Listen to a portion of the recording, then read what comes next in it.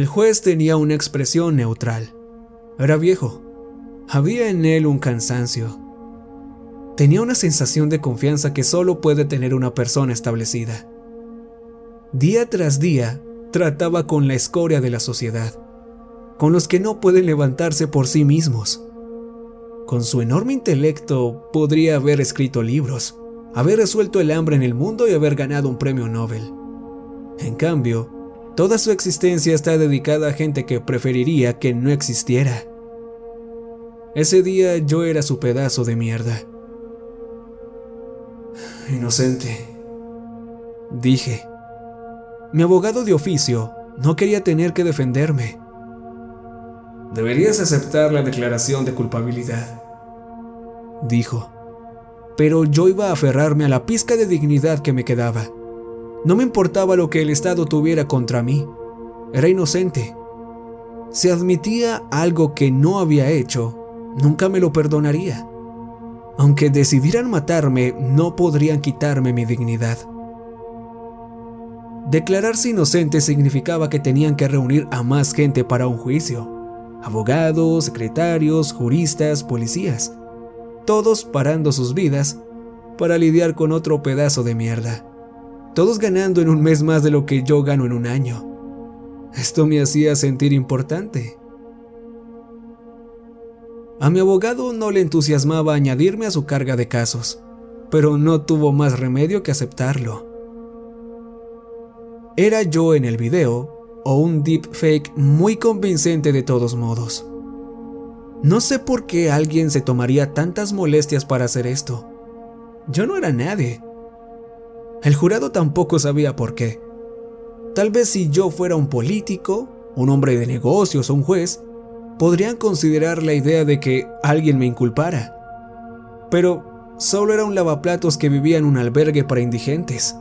Un vagabundo sin valor. Un vagabundo. Mi abogado ya me había mostrado la cinta, pero me vi de nuevo en la pantalla de 100 pulgadas del tribunal. El hombre del video se acercó a la caja registradora, sacó una pistola y disparó al dependiente antes de que pudiera abrir la caja o suplicar por su vida. Fue la ejecución más fría que se pueda imaginar. El hombre del video sonrió y saludó a la cámara, y luego salió del encuadre. Es difícil de explicar. Era mi cara, pero la sonrisa era de otra persona. No recuerdo haber disparado al dependiente. No recuerdo haber comprado un arma. No recuerdo haber llevado esa ropa. No recuerdo lo que hice ese día. Todo está en blanco, por mucho que intente evocar el recuerdo. Probablemente porque hice lo mismo que todos los días. Sentarme en la esquina de Frankfurt, lavar los platos de 7 a 2. Había pasado por esa tienda justo cuando ocurría el asesinato. Me les había tomado semanas para finalmente identificarme. Era mi arma, era mi cara, eran mis huellas dactilares. Alguien podría haber hecho un molde de mis huellas, falsificar mi cara y plantar el arma en mi maleta. Pero, ¿por qué? La idea de que alguien asesinara a un empleado al azar, un hombre de familia que no tenía enemigos y luego no robara nada, era impensable para mí. Mi acechador tuvo acceso a las imágenes de vigilancia de la tienda antes de que la policía llegara a ellas. Editaron mi cara en el video. De alguna manera sustituyeron la grabación antes de que llegara la policía. Hubieron cómplices. Fue una conspiración masiva, pero contra un pedazo de mierda que no significaba nada para nadie. ¿Por qué? ¿Es así como se deshacen de la gente? ¿Acaso quieren a un empleado muerto? ¿Es una especie de jodido teatro legal para hacer desaparecer a la gente desagradable? Debo mencionar que no es la primera vez que esto sucede. Toda esta experiencia me resulta extrañamente familiar. Toda mi vida me habían acusado de cosas. Me pregunté si esto era normal, o si yo era, de alguna manera, único. Tal vez tengo una de esas caras que a la gente le gusta culpar. En uno de mis primeros recuerdos, estábamos jugando en uno de esos grandes laberintos de McDonald's. Estábamos todos en fila para bajar por el gran tobogán. Cuando era mi turno, otro niño bajó por el tobogán llorando y con los pantalones por los tobillos. Le señalé y me reí. Todos lo hicimos. Cuando cayó sobre la alfombra negra, se enderezó rápidamente. Se subió los pantalones y con lágrimas y rabia en los ojos, me señaló. ¡Me ha golpeado!, dijo. No, claro que no lo hice. ¡Sí lo hiciste! Miró a sus amigos mayores o hermanos, no lo sé, y volvió a decir, ¡me ha golpeado! Corrí, pero me atraparon. Estaban dispuestos a darme una paliza. ¿Por qué le has pegado?, dijo el alto y delgado con el puño en alto. En serio, no le he golpeado, lo juro. Al menos eso es lo que imaginé que dije. Sean cuales sean las palabras, esa vez evité una paliza. No lo vuelvas a hacer, advirtió el bajito antes de que se dirigieran a la mesa del comedor, consolando a mi acusador. Podría haber olvidado todo el asunto si no fuera por lo que ocurrió después. Recuerdo que me arrastré por los tubos de plástico rojos y llegué a una sección amarilla que descendía en espiral. Desde las profundidades amarillas surgió un golpe. Eran los chicos de antes. ¡Me ha vuelto a pegar! ¡Me ha vuelto a pegar!, dijo el pequeño. No lo golpeé la primera vez y definitivamente no lo hice una segunda. Estaba mintiendo porque tenía hambre de venganza. Quería verme golpeado. Salí corriendo del tubo tan rápido como pude. Corrí a la mesa de mis padres y me senté. No pasó mucho tiempo antes de que el niño pasara por allí y dijera a mis padres: ¡él me ha golpeado! Daniel, nosotros no te hemos enseñado a golpear a la gente, me regañó mi madre. ¿En serio que no le he pegado, mamá?, me miró dudosa. Creía a un niño cualquiera antes que a su propio hijo. Su nombre era Merrill o quizá era Marek. Lo llamaré simplemente M. Y no iba a ser la última vez que me señalaba con un dedo acusador. Un año más tarde, estaba sentado en un aula oscura de la escuela primaria después del almuerzo. M, mi acusador del patio, estaba en la misma clase. La profesora tenía una mirada severa. Y en lugar de empezar la lección, quería saber quién había vertido leche y avena en la cabeza de Ben durante el almuerzo. M levantó la mano enseguida. ¡Ha sido él!, dijo señalándome a mí. ¡Fue Dan! ¡No fui yo!, le supliqué. ¿Alguien más ha visto a Daniel tirarle la comida a otro alumno?, preguntó la profesora. Miré a mi alrededor y todos los niños estaban levantando la mano. Yo no lo hice, dije de nuevo. ¿Por qué alguien va a creerte? Mira a tu alrededor, muchacho. Todo el mundo te vio hacerlo. ¿Cómo puedes sentarte ahí y mentir cuando todos están levantando la mano? Eres tú contra 30 testigos. No he sido yo, dije tercamente. Me mandó al fondo de la clase y me puso de cara a la pared el resto del día. Estaba desconcertado. Era el único que no lo veía. No sabía de qué estaban hablando. Estuve sentado frente a Ben todo el tiempo. Debió haber ocurrido después de que me preparé para volver a la clase. ¿Se me cayó algo encima accidentalmente? ¿Fui completamente inconsciente? Me di cuenta de que toda una clase de niños, sentados en todos los rincones de una cafetería abarrotada, no podían estar todos mirando en mi dirección en el momento exacto en que alguien vertía leche sobre la cabeza de Ben. Estaban levantando la mano porque vieron a sus amigos levantándola. Era la mente de colmena de primer grado trabajando contra mí, y la profesora debería haberlo sabido. ¿M tenía una forma de poner a todos de su lado? Pero yo tenía una cara que nadie quería creer. Ben y yo seguimos siendo amigos y nunca nos mencionamos el incidente. Estoy convencido de que nada ocurrió. Mientras yo estaba en el aula siendo acusado, él probablemente estaba en la oficina, contándole al director lo que realmente había sucedido. Mis compañeros se equivocaron, y mi profesora nunca se molestó en comprobarlo. Tuve que volver a cursar el primer grado. No se me da bien contar ni leer, y no ayudaba a que mi profesora me la tuviera jurada. Cosas como estas sucedían en ocasiones. Me culpaban de pequeñas cosas al azar. También pasaba en casa. Mis hermanas hacían algo y luego me culpaban a mí. Mis padres siempre les creían y pensaban que yo era un mentiroso.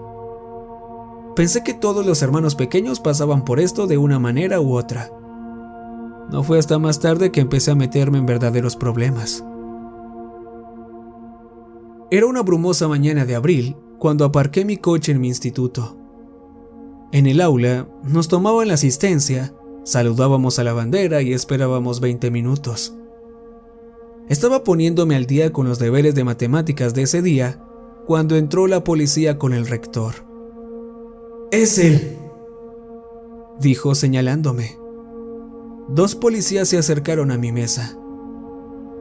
¿Qué pasa?, pregunté mientras empezaba a guardar mis libros en mi bolsa. Ponga las manos en la espalda.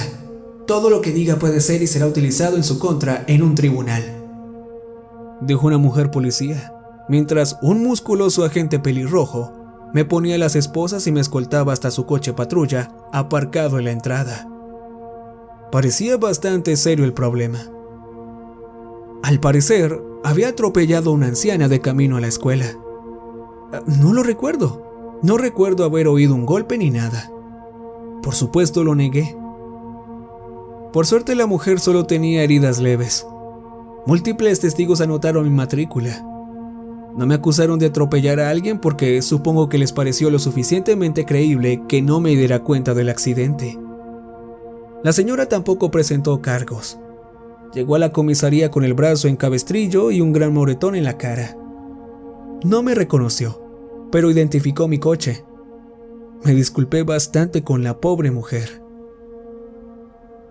Esta vez solo pasé la mañana en la comisaría y perdí un día de clase. Mis padres se enfadaron. No se me permitiría conducir durante al menos 6 años. Y que mis padres vendieran mi coche fue uno de los días más tristes de mi juventud. Mi siguiente encuentro con la ley no sería tan afortunado. Nunca se me dieron bien las matemáticas, las ciencias o la redacción de ensayos. Mis profesores de arte eran los únicos que me ponían buenas notas. Era un alguien de la pintura, decía mi profesor. Así que fui a la escuela de arte. Me convertí en maestro en uno de los peores institutos de la ciudad. Eso fue hasta que fui a la cárcel por tener una aventura con una estudiante menor de edad. Por supuesto, tampoco recuerdo eso. Suelo recordar los nombres de todos mis alumnos, pero ella era una chica callada que siempre se sentaba al fondo. Un día vino a mi clase para hablar de su nota. Suelo calificar a los alumnos con sobresalientes si se esfuerzan, pero a ella le faltaban varias tareas. Insistió en que la había entregado, pero le dije que, a menos que las encontrara o las rehiciera, no le subiría la nota. Estaba furiosa. Dijo que iba a ir a Yale y que yo era un estúpido profesor de arte que se interponía en su camino. Dijo que me iba a hacer pagar. Esa fue la última vez que la vi. De alguna manera convenció a sus padres y a la escuela de que teníamos una relación y que yo la había estado visitando después de la escuela durante los últimos 2 años.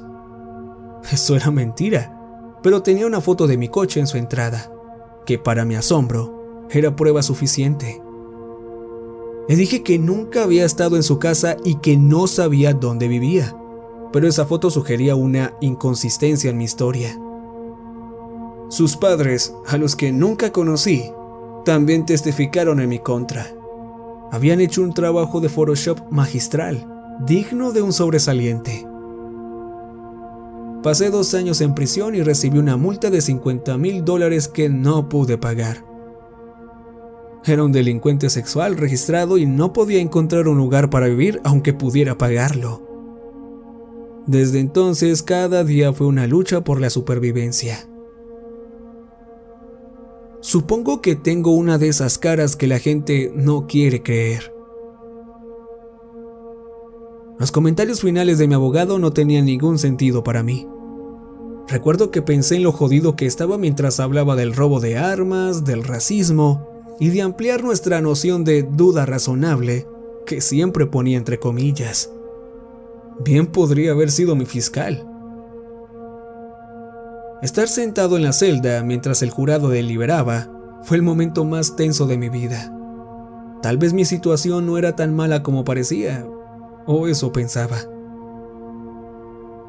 Podía imaginarme que me declaraban inocente. Todavía era posible en ese momento. Yo sabía la verdad, y tal vez ellos también podían verla. Pero cuando leyeron mi veredicto, mi fantasía se esfumó como las cenizas en el viento. Antes de sentenciarlo, ¿hay algo que quiera decir al tribunal?, preguntó el juez. Me agarró desprevenido. Era la primera vez que alguien me pedía la palabra desde el comienzo del juicio. No estaba acostumbrado a que alguien se dirigiera a mí sin señalarme con el dedo. Dirigí a mi abogado una mirada insegura. ¿Puedo seguir incriminándome? También podrías contarles tu historia, aunque creo que no servirá de nada. Resopló. Tosí, aclarando mi garganta. Estas serían las primeras palabras que había pronunciado en días. Adelante, dijo el juez pacientemente, mientras yo trataba de pensar en cómo expresar los pensamientos que se arremolinaban en mi cabeza. No tengo nada que decir, dije rasposamente. La sala crujió pensando que era la totalidad de mi pensamiento. Bueno, empezó a hablar el juez, pero le corté. Lo siento, su señoría. ¿No has terminado? Adelante, quiero escuchar tu versión de la historia. Bueno, he visto las pruebas y son bastante condenatorias. No sé por qué está mi cara en el video o mis huellas en la pistola. Ni siquiera pensé que tuviera un arma. El juez empezó a poner cara de incredulidad. Tuve que pensar en una manera de no parecer loco, o debería haber intentado parecerlo desde el principio. Respiré profundamente. No puedo culpar al tribunal por condenarme.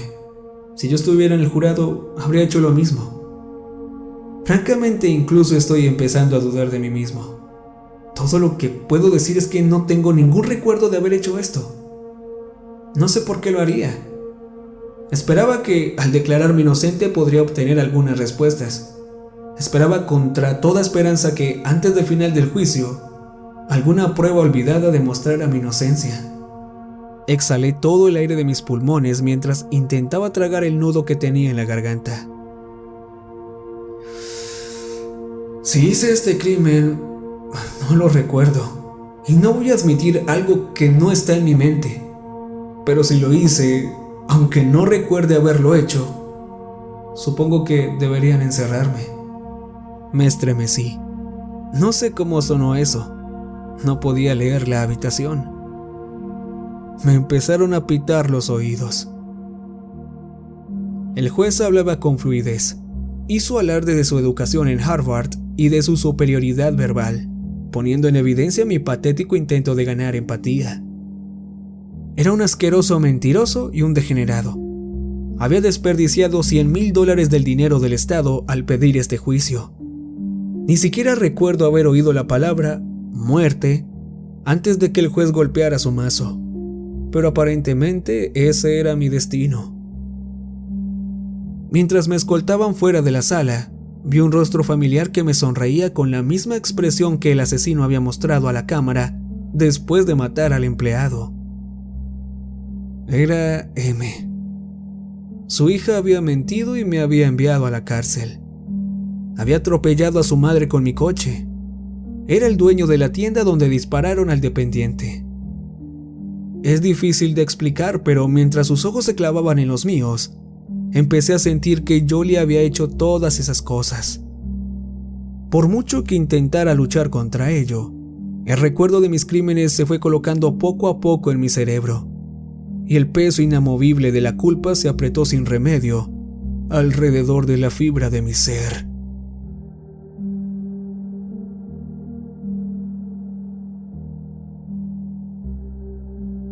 Recuerden que